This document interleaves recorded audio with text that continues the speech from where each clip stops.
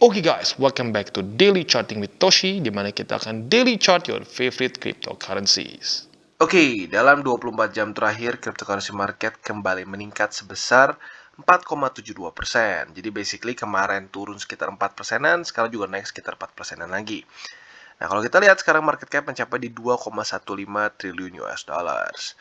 Untuk Bitcoin dia kembali ke angka 46.500-an lah ya kalau kita buletin. Dengan peningkatan sebesar 4,44% dalam 24 jam terakhir. Lalu Ethereum naik sebesar 7,18 ya, jadi lebih tinggi daripada penurunan kemarin sampai di harga 3.464. BNB di harga 450-an dengan peningkatan sebesar 8,09%. Nah, jadi kalau kita lihat sekilas nih ya, altcoins peningkatannya lebih tinggi daripada BTC ya, berarti BTC dominance kemungkinan besar turun di sini ya. Jadi mungkin yang kemarin tuh ya, yang posisi-posisi BTC sedikit tumpah ke altcoins di sini ya. Jadi kurang lebih seperti itu ya. Nah, sekarang untuk daily close dari Bitcoin, kita bisa lihat kemarin not bad ya, not bad at all. Dimana kita bisa lihat yaitu kemarin sampai posisi terendahnya itu di 44.222 ya. Berarti kemarin yang high risk dapat posisi ya. Yang medium risk juga dapat posisi. Cuma baru yang konservatif aja yang belum dapat di sini ya. Nah, jadi tentunya ini ya apalagi kalau kita dapat yang medium risk kemarin ya. Yang medium risk itu sekarang dalam posisi untung sebesar 4%-an ya, nyaris 5%. Not bad. Nah, selain dari itu juga kita bisa lihat bahwa di weekly-nya ya BTC sekarang seperti tertahan juga oleh si bull support band plus juga MA50 di daily. MA50 di weekly ya. Jadi itu kurang lebih kondisi dari Bitcoin sekarang. Nah, untuk detailnya tentunya nanti kita akan bahas di belakang ya. Sekarang kita akan masuk dulu ke newsnya, baru nanti lebih detail.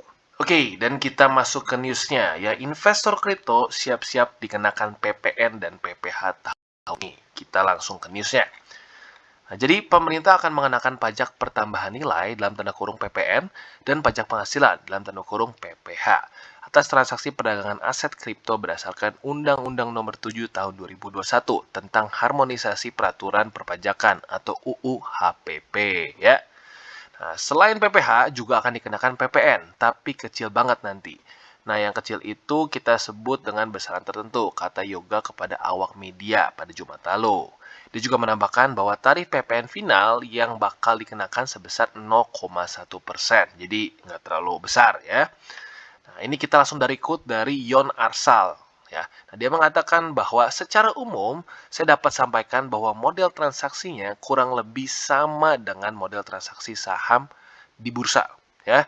Jadi ada pemotongan yang memungut kemudian dengan tarif tertentu yang sifatnya dikatakanlah final menurut dia. Nah, ini berita bagus karena kenapa? Jujurnya pajak saham di Indonesia gitu itu kecil dihitungnya dibandingkan dengan bukan cuma masalah kecil, tapi gampang ngitungnya dibandingkan dengan ya contoh di Amrik gitu. Di Amrik capital gains ya. Capital gains itu literally membuat orang-orang Amrik pusing jujurnya buat bayar pajaknya ya. Udah besar, nyaris 40% sekarang dibawa dari Biden ya. Plus ribet ngitungnya. Ya, jadi setiap transaksi harus dihitung. Nah, di sini sifatnya final. That's good ya. Nanti di belakang kita kasih lihat deh simulasi yang saham seperti apa. Nah, tapi intinya apa? Ini masih dibilangnya kurang lebih sama ya dengan yang saham. Jadi belum ada spesifiknya seperti apa. Di sini dibilang lagi nanti aturan tersebut akan dituangkan dalam bentuk peraturan Menteri Keuangan (PMK) tentang PPN dan PPH atas transaksi perdagangan aset kripto. Tapi dibilang mirip. Nah, sekarang buat kalian yang belum tahu saham seperti apa cara ngitungnya, di sini udah ada simulasinya ya. Ini si source-nya dari investasi.kontan.co.id. Ini mengenai pajak saham nih. Langsung dikasih contoh ya daripada kita baca pasalnya ribet, mending kita kasih contoh. Andaikan nih kita investor saham di stok lah gitu. Stok ini dengan kode rugi namanya ya, sebesar 100 juta. Kemudian sesuai dengan namanya rugi, lu menjual dengan harga 90 juta. Berarti ya minus sekitar 10%-an. Nah, maka nilai 90 juta itu dilaporkan pada bagian penghasilan pajak final dengan nilai 0,1% dikalikan dengan 90 juta sebagai nilai pajak yang dibayarkan. Nah, besaran 0,1 ini tidak perlu bayar lagi karena udah ada dalam fee transaksi jual saham Imbu Rudianto gitu. Nah, jadi katanya kedepannya nanti akan sama seperti di sini. Nah, semoga saja sama-sama 0,1 ya. dan bayarnya otomatis, cuma tinggal kita laporkan saja di SPT gitu. Kalau sampai seperti ini, this is really good. Dan jujurnya kalau dengan pemungutan saham pemungutan pajaknya seperti saham, gua sih oke-oke aja ya. Nah, kemarin tuh sempat ada beberapa rumor dikatakan bahwa cryptocurrency ini masuknya akan seperti ini aja pajak progresif biasa gitu, kayak kita mendapatkan gaji. Nah, that's bad. Itu buruk. Kalau seperti ini udah satu gampang hitungnya dan juga otomatis tinggal kita lapor aja secara SPT-nya dan kecil. That's good ya. Nah, semoga saja nanti si aturan pajaknya sama atau bahkan mungkin lebih kecil lagi daripada saham ya. Jadi kurang lebih seperti itu untuk newsnya pada hari ini. Oke, dan kita balik lagi ke Bitcoin. Nah, untuk Bitcoin kita bisa lihat ya bahwa daily close-nya kemarin bagus. Kemarin sempat ngedip sampai ke daerah 44.444 ya, bahkan sedikit lebih rendah. Dan jadi berarti kalau kalian yang sudah medium risk sudah dapat posisi di sini tentunya ya. Apalagi yang high risk juga udah dapat pastinya. Nah, jadi untuk sekarang Bitcoin seperti apa nih kondisinya? Overall oke, tetapi di waktu bersamaan kita bisa lihat di 4 hourly chart-nya dia ketahan dengan sangat jelas oleh MA20. Jadi sekarang seperti harganya lagi stuck di antara 46.164 ini sebagai support dan MA20 ya. Jadi di sini support, di sini resisten. Sekarang sedang sedikit bermain pingpong ya dalam beberapa jam terakhir ya. Nah, jadi kita harus lihat nih siapa yang lebih kuat ujung-ujungnya. Apakah 46.164 sebagai support atau MA20 ya. Nah, jadi untuk buy limit nih sebenarnya. Untuk buy limit Bitcoin sekarang high risk bisa mulai sebenarnya high risk di tempat yang sama ya, yaitu di daerah 46.164 atau alternatively bisa juga kalian pasang di MA50 yang ada di 45.978 atau kalau mau lebih gampang dibulatkan saja langsung ke 46.000 gitu. Jadi itu untuk yang high risk ya. Antara di 46.164 atau di 46.000. Nah, untuk kalian yang masuknya ke medium risk, ya tempatnya masih sama, yaitu di daerah sini. Ya, jadi kalau kalian yang kemarin nggak pasang di sini, ya buat yang medium risk, sayang sekali karena kemarin dapat weak aja, ya that's good. Nah, tetapi buat kalian yang kelewat, ya terpaksa, nggak apa-apa. Taruh lagi aja di sini. Itu di daerah 44.441. Tapi pastikah kena lagi? Ya, nggak ada yang pasti. Ya. Nah, untuk yang konservatif, seperti biasa, santai dulu di bawah. Tapi sekarang sudah semakin mendekati ke harga running. Ya. Buat yang konservatif di daerah 43.613. Ya, jadi gue ulangi. Buat yang konservatif di 43.613 di MA20 di sini. Medium risk di daerah 44.441. Dan buat di high risk bisa dipertimbangkan antara di 46.164 atau di 46.000 yaitu MA50 di 4 hourly chart ya. Jadi kurang lebih seperti itu. Dan buat kalian yang ingin averaging Bitcoin maupun altcoins yang lain, jangan lupa kalian bisa menggunakan link referral kita di bawah. Ada macam-macam ya. Ada Bybit, ada Maxi, ada Pionex, dan banyak lagi ya. Kalian bisa tinggal pilih sendiri di bawah ya. Jadi kurang lebih seperti itu. Dan sekali lagi itu nggak wajib, tapi buat kalian yang menggunakan link referral kita, lu secara langsung membantu perkembangan dari TCI. Oke, dan Cardano kemarin yang ini agresif kali ya. Ya, benar. Yang agresif kemarin nyaris dapat posisi di sini, tetapi sayangnya belum berhasil ya. Sekitar berapa persen ya? Mungkin kurang dari 1% ini perbedaannya ya.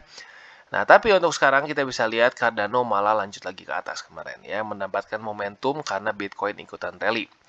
Nah, untuk sekarang kita bisa lihat yang menjadi resisten utama bagi Cardano lucunya sama seperti Bitcoin, yaitu adalah MA50. Dan dia basically stuck di antara 50 dan 20 di sini ya. Nah, jadi PR besar untuk Cardano adalah menaklukkan MA20 di 4 hourly chart juga, sama seperti Bitcoin dalam kondisinya sekarang ya. Nah, jadi untuk buy limit sih kurang lebih masih sama ya. Untuk kalian yang masih lebih masuknya ke medium risk ya, bisa tetap menunggu bersabar sekarang bareng-bareng nih. Sekarang bareng-bareng sama konservatif di daerah $1 lebih 3 sen lah kalau kita buletin ya. Nah, jadi buat kalian yang medium risk bisa pertimbangkan di $1 3 sen bersama-sama konservatif yang sekarang basically juga sama di daerah $1 3 sen. Ya, jadi pada hari ini konservatif dan medium risk di tempat yang sama. Nah, untuk yang agresif masih di tempat sini ya, masih di tempat sini yaitu di $1 lebih 9 sen atau kalau mau lebih dibuletin $1 10 sen aja biar lebih gampang ya. Itu adalah struktur di sini. Nah, kalau kalian benar-benar lebih agresif lagi, bisa aja seperti ini ya. Saat Cardano berhasil 4 hourly close di atas dari MA20, lalu dia retest lagi dan terpantul di 20 sini, ya dan ini 24 hourly ya, 24 hourly. Nah, kalian boleh tambah posisi sini, tapi itu masuknya lebih ke apa ya? Ya even more high risk dibandingkan dengan daerah $1.10 ya. Jadi kurang lebih seperti itu untuk Cardano. Oke, dan selanjutnya Solana. Kita bisa lihat Solana menemukan momentum yang cukup bagus ya. Di mana kemarin ya terlihat seperti mau koreksi di sini ya. Kita bisa lihat bahwa RSI di daily-nya sudah koreksi lumayan, dan jujurnya kita bisa lihat secara candle-nya pun bentuknya dia menunjukkan tertekan oleh sellers ya. Tetapi kayaknya kemarin karena ya teori itu BTC dominance turun, maka banyak uang dari BTC mulai sedikit tumpah ke altcoins. Salah satu yang paling kenanya ternyata adalah Solana ya. Nah, jadi bagi kalian yang kemarin agresif ya, sekarang sedang dalam posisi profit yang lumayan ya. Kita bisa lihat dia sekarang dalam posisi profit 14,63%. Tapi baik lagi gitu ya, kita nggak pernah tahu ya. Karena kalau kita ambil posisi di sini, sebenarnya kita bisa lihat di daily-nya dia masih overbought kemarin ya di daerah sini. Jadi ya mengambil resiko yang cukup besar. Tetapi kadang-kadang saat kita mengambil resiko, kita bisa rewarded by it ya. Nah, jadi ya kurang lebih untuk Solana sih ini cukup unik sebenarnya kasusnya ya, karena RSI-nya sudah overbought, walaupun volumenya nggak terlalu turun kemarin ya. Nah, jadi untuk sekarang Solana buy limitnya sedikit berubah nih ya. Untuk kalian yang tadinya 117 ini masuknya ke agresif nih. Untuk sekarang kita mulai geser, ini menjadi ke medium risk ya. Nah, untuk high risk kita mulai bisa pindah ke 4 hourly chart ya. Nah, untuk 4 hourly chart sekarang MA20-nya ada di $123 lebih 35 sen. Dan ini merupakan buy limit kalian yang agresif ya. Jadi gue ulangi, untuk yang agresif bisa pertimbangkan di daerah MA20 yang sekarang ada di $123 lebih 35 sen. Keep in mind, 4 hourly chart harus lebih sering dipantau karena akan lebih cepat geraknya ya. Itu untuk yang agresif. Nah, untuk kalian yang lebih konservatif, buat kalian yang lebih medium risk, ya, kemarin kan di daerah 110 nih buat medium risk. Nah, sekarang diubah menjadi ke 117, digeser ke atas, ya, karena ada space di sini, ya. Nah, jadi untuk kalian yang medium risk bisa di 117, dan untuk kalian yang konservatif, ya, bisa pertimbangkan seperti biasa di MA20, yang masih di daerah $101 lebih 23 sen. Tapi kita bisa dengan sangat jelas ya, setelah Golden Cross ini, MA20 dengan cukup cepat mulai mengejar harga secara secara di daily-nya ya. Jadi buat yang konservatif, gue ulangi lagi, sekarang di MA20 di daily, yaitu di 101 lebih 24 sen. Ya, jadi kurang lebih seperti itu untuk Solana. Oke, dan selanjutnya Ethereum. Nah, untuk Ethereum kita bisa lihat bahwa kemarin lagi-lagi dia tes MA200 ya. Reject sih, tapi not bad ya. Dia minimal mulai membuat lagi higher low di sini ya. Jadi kemarin kita bisa lihat dia sejak tanggal 21 Maret sampai tanggal 29 Maret dia belum ada koreksi yang berarti. Akhirnya pada tanggal 31 di akhir bulan dia sedikit terkoreksi dengan lumayan. Lalu di awal bulan April dia mulai lagi mengejar momentum lagi ke atas. Ya, that's good. That's good. Itu artinya apa? Dia masih terus membuat higher high, higher low, higher high, higher low, higher high, higher low, dan seterusnya ya. Nah, sekarang PR terbesar dari Ethereum adalah MA200 di daily ya. Jadi kondisinya cukup mirip seperti BTC ya. Ini Ethereum, ini BTC ya. Ini Ethereum, itu BTC tadi. Nah, jadi cukup mirip secara price action. Nah, sekarang tinggal lebih ke buy limit. Nah, kalau gua pribadi sekarang kalau kita paksain beli di sini, jujurnya nggak terlalu bagus secara risk reward. Ya secara risk reward ya. Nah, karena kenapa? MA200-nya jelas-jelas sudah beberapa kali menahan harga Ethereum, dan yang kedua, RSI-nya sekarang sudah dalam kondisi slightly overbought gitu ya. Jadi bersabarlah, jangan maksain beli di resisten ya. Minimal kalau kalian yang agresif banget ya, bisa pertimbangkan di MA20 di 4 hourly chart. Nah, untuk sekarang MA20-nya ada di 3.377 ya. Jadi buat yang agresif bisa pertimbangkan di daerah sini. Nah, untuk kalian yang medium risk, bisa sekarang kurang lebih sih nyaris sama dengan yang konservatif, yaitu di daerah $3.081 lebih 73 sen. Kalau konservatif di daerah di $3.071 lebih 80 sen. Jadi sebenarnya untuk yang konservatif dan medium risk pada hari ini kurang lebih sama ya, jadi di daerah situ ya. Jadi kurang lebih seperti itu, gue ulangi ya, buat yang lebih high risk atau buat yang lebih agresif bisa pertimbangkan daerah MA20 yaitu di 3.377, atau buat kain yang medium risk dan konservatif bisa pertimbangkan di daerah 30.000 lagi, sorry, $3.081 ya. Jadi kurang lebih seperti itu untuk Ethereum. Oke, dan selanjutnya kita masuk ke Matic. Nah, untuk Matic kemarin setelah galau dan yang mulai terkoreksi ya, akhirnya dia menemukan momentum lagi. Walaupun sebenarnya bisa dibilang momentumnya ini terbantu karena rally Bitcoin ya. Nah, tapi bagusnya apa? Minimal dia menyelesaikan PR yang kemarin nih. PR yang kemarin apa? Jangan sampai close daily di bawah MA50, yaitu PR untuk Matic. Dan dia selesaikan, which is good ya. Tetapi resisten terbesarnya sekarang MA200 masih cukup kuat sepertinya ya. Jadi belum bahkan di-retest lagi oleh Matic. Nah, jadi untuk sekarang ya, 2 PR ya. PR yang kemarin masih tetap berlaku, jangan sampai close di bawah 50 dan 20, itu masih berlaku. Nah, sekarang PR kedua kita tambah, yaitu jangan sampai dia ke-reject lagi 200. Atau minimal ya dia bisa sideways dulu di daerah sini deh, jangan sampai ke-reject lagi dan turun lagi ya. Itu PR untuk Matic. Nah, untuk sekarang buy limit ya, buy limit buat yang medium ya bisa pertimbangkan di daerah MA50. Nah, sebenarnya buat kalian yang kemarin pasang ya, duluan pasang di daerah sini. Waktu gua bilang nih, medium taruh di sini ya, itu kalian udah dapat posisi. Gitu. Jadi ya kadang-kadang ya buy limit dipasang dulu aja. Pasang dulu aja, kalau nggak kena ya sudah gitu. Kalau misalkan kita ntar aja, ujung-ujungnya tiba-tiba ada wick seperti ini ya kita nggak dapat posisi. Gitu. Jadi ya tapi ya baik lagi. Kalau misalnya udah lupa pasang ya mau gimana, udah lupa kan. Ya udah sekarang pasang lagi aja, siapa tahu dapat wick lagi ya. Jadi untuk yang medium buat yang medium risk ya bisa pertimbangkan sekarang di daerah yang sama sekarang dengan konservatif lucunya ya, karena kenapa sudah terjadi golden cross. Nah, kalau kemarin-kemarin kan di MA50 nih medium risk.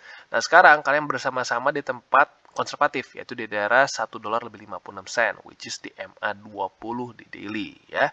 Jadi gue ulangi buat kain yang konservatif dan medium risk sekarang di tempat yang sama yaitu di MA20 yaitu di $1.56. Jadi kurang lebih seperti itu.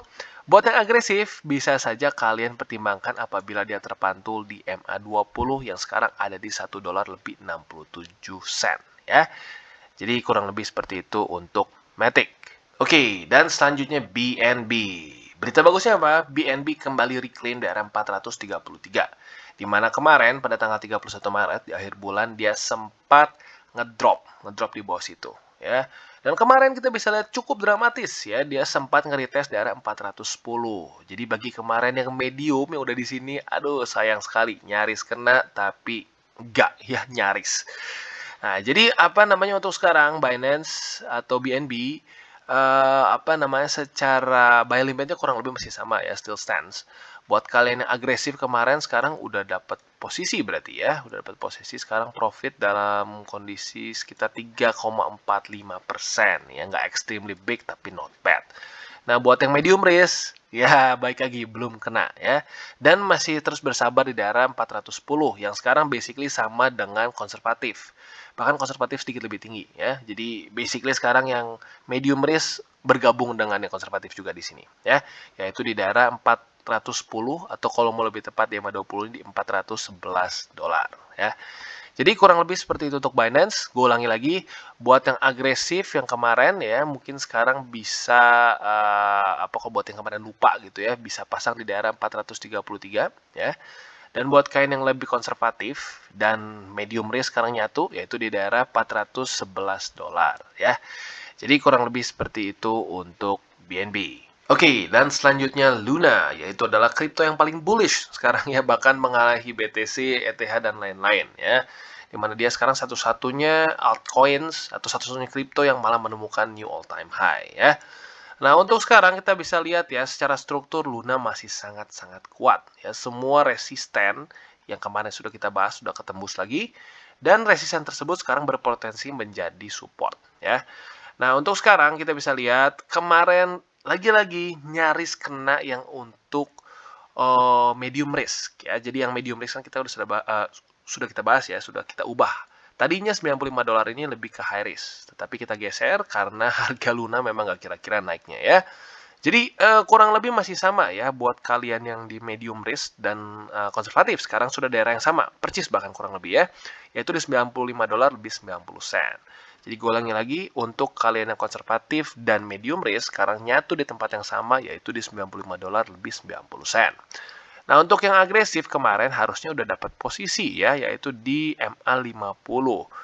Pas banget nih ya, dia bahkan mantulnya atau ya bisa dibilang mantulnya di daerah MA50 di sini.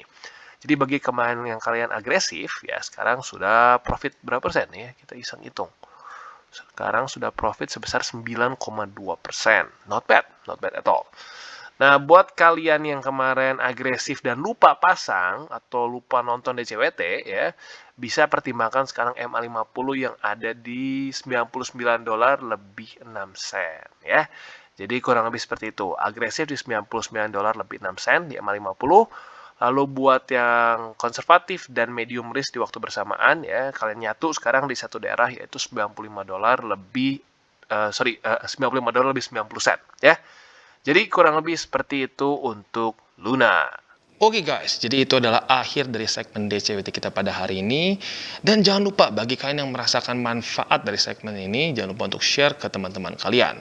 Dan apabila lu pengen mensupport channel kita, ya TCI, jangan lupa untuk menggunakan link referral kita di bawah. Nggak wajib, ya, tetapi apabila lu menggunakan link referral kita di bawah, ada macam-macam ya, dari Bybit, Huobi, Maxi, toko kripto, dan banyak lagi. Ya, walaupun nggak wajib, tapi kalau menggunakan link referral kita, lu secara langsung membantu perkembangan dari TCI.